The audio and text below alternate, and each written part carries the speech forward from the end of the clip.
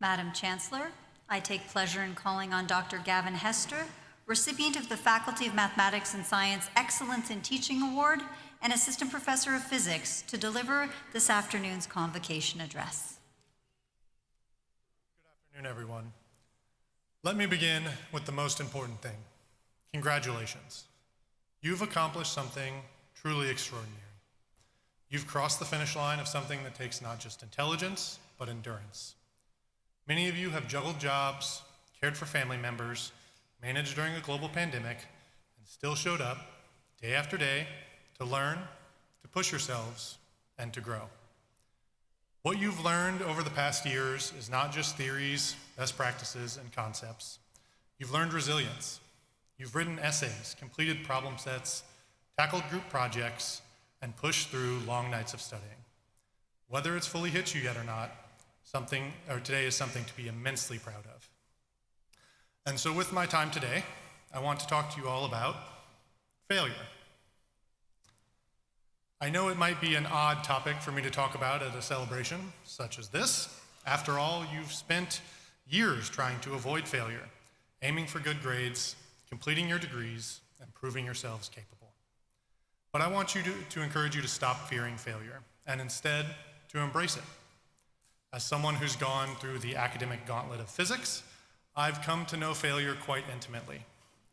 In fact, as an undergraduate student, I failed my second semester of calculus, which is a pretty essential course to become a physicist. And even now, as a scientist, failure is routine. Experiments rarely go as planned. Results can surprise, frustrate, and disappoint. But it turns out that failure is not the opposite of success. It's actually part of the process. And I'm personally reminded of this every day by my 1-year-old daughter who's learning to walk. She's like a tiny, wobbly scientist, constantly testing gravity, usually face first. And I imagine some of the parents and grandparents here today are remembering your own kids at this stage, wobbling across the living room, falling over, and getting back up again. And on a milestone day like today, those early moments of determination can feel especially close. And what amazes me about my daughter is that she never hesitates. No matter how many times she falls, she just gets back up and tries again. Because she doesn't see it as failing, she sees it as learning. And I think that's really what failure is. It's in fact how we grow.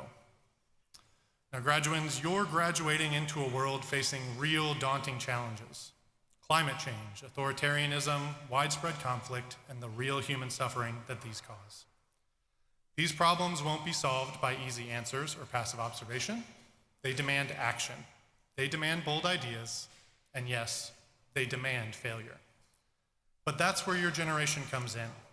You've grown up questioning systems, advocating for change, and navigating complex realities with empathy and creativity.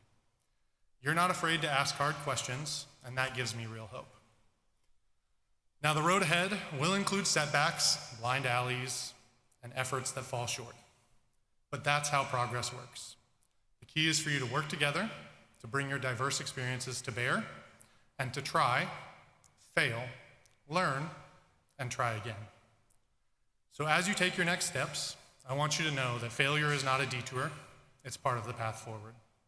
Don't let it stop you from speaking up, from taking risks, and from chasing ideas that matter. The world does not need perfection. It needs people who care enough to try, even when the outcome is uncertain.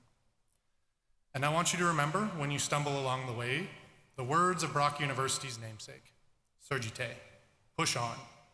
Thank you, and once again, congratulations.